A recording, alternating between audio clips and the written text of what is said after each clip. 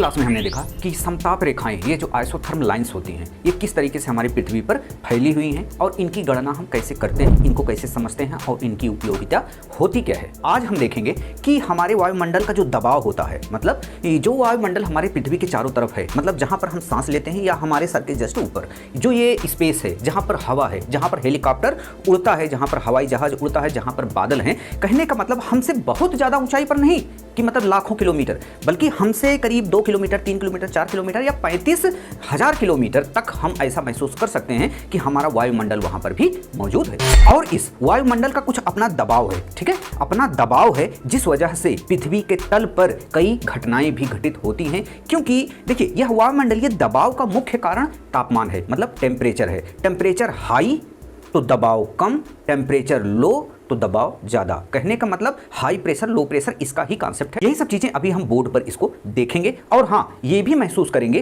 कि इसका परिणाम क्या होता है। इसका परिणाम जाहिर सी बात है हवा पर होगा, ठीक है, हवा पर हमें दिखाई देगा। इसलिए यह वायु दाब को हम नज़रअंदाज बिल्कुल कर भी नहीं सकते। इस टॉपिक से संबंधित बहुत से प्रश्न IAS में, PCS में और ये समझ लीजिए जितने भी स्टेट PCS हैं उसमें पूछे जाते हैं, SSC में, बैंकिंग में, रेलवे में, नेट में। कहने का मतलब आप कोई भी एग्जाम दें तो यह वायुमंडलीय दबाव से संबंधित जितने भी प्रश्न बनते हैं पूछे जाते हैं। यहाँ तक कि इसमें अप्लाइड प्रश्न भी पूछे जाते हैं, जैसे क्या, मतलब कि पर्वतों पर जाने पर खाना देर से क्यों पकता है और बॉइलिंग पॉइंट क्यों कम हो जाता है, हमारे नाक और कान से ब्लड क्यों आने लगते हैं। यह सारे बहुत प्रश्न पूछे जाते हैं। कहने का मतलब सब कुछ प्रेशर पर ही निर्भर है, हम चाहे ज़मीन पे हों चाहे पर्वतों पर हों। और हाँ, कुछ कंडीशन ऐसे बनते हैं कि हम भ्रमित भी उन प्रश्नों से हो जाते हैं। इसमें से निबंध भी लिखने को आता है। तो सारे प्रश्नों के जवाब सिर्फ एक ही वीडियो में हम आज देने वाले हैं। इस टॉपिक को हम बहुत ही सरलता से आपके सामने प्रेजेंट करेंगे और आपको समझाएंगे। और कहीं भी अगर आपको दिक्कतें हों तो आप कमेंट कर सकते हैं। हमारे इस चैनल को लाइक करिए, सब्सक्राइब करिए और दूसरों में